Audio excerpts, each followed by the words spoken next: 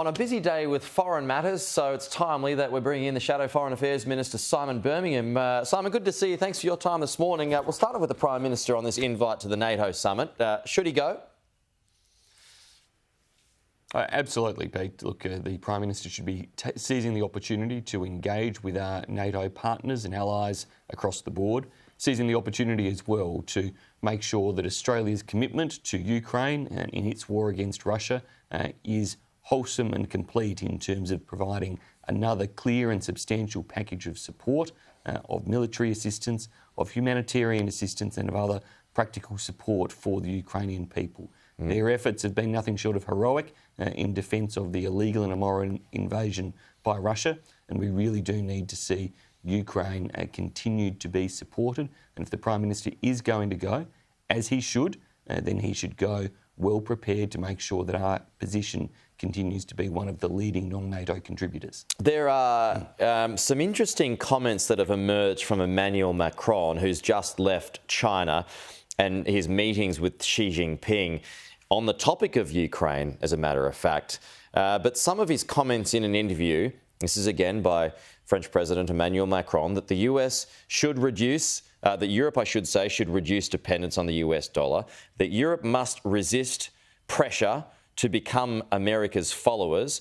Also says the great risk Europe faces is that it gets caught up in crises that are not ours. Again, this relates to Ukraine, and not surprisingly, Xi Jinping has endorsed those comments. How damaging to transatlantic relations could those comments be?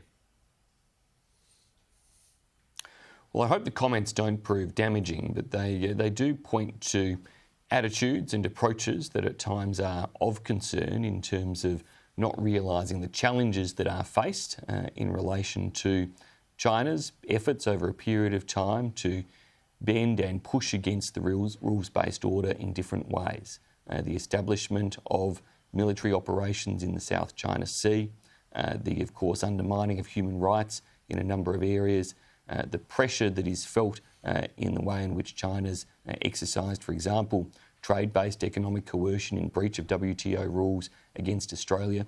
These are all serious issues, and an important point for any leader of a democratic nation to be mindful of is the need for us all to work together in defence of our values, and particularly leaders of nations that want to see respect for those international rules and norms need to be willing to stand up for them consistently and do so in ways that help to preserve the type of liberty and democracy that in a country like France they consider so important, as do we. Well, I mean, just on the face of it then, from those comments from Macron, is he ignorant or anything of that nature of the US's efforts in Ukraine, and things would be a whole lot worse without the Americans' help? Well, I'm sure he's well aware of the American efforts in Ukraine. He's been well engaged in all of those sorts of discussions and dialogue. And from what we've seen, Europe continues to have a very strong and united stance in support of Ukraine and wanting the US, Australia and others to continue our support there. But it's not unreasonable for us to expect that those sorts of partners should also be standing up for the values, the rules that are under pressure, not just from Ukraine, but from autocratic actions elsewhere around the world. How concerned should we be about this defence leak out of the US, which basically acknowledges shortfalls or shortcomings within the Ukraine military outfit over the next few weeks? Well, we should be concerned, firstly, at the fact that the leak has occurred, and obviously US officials have made clear their concerns there, and they will be working hard to try to understand the source of the leak and to contain it where possible. We should also be concerned that in this day and age, this type of leak can also be used to feed and fuel disinformation, that some of the documents could have been modified in different ways, spread in different ways throughout the world to create false impressions or false information.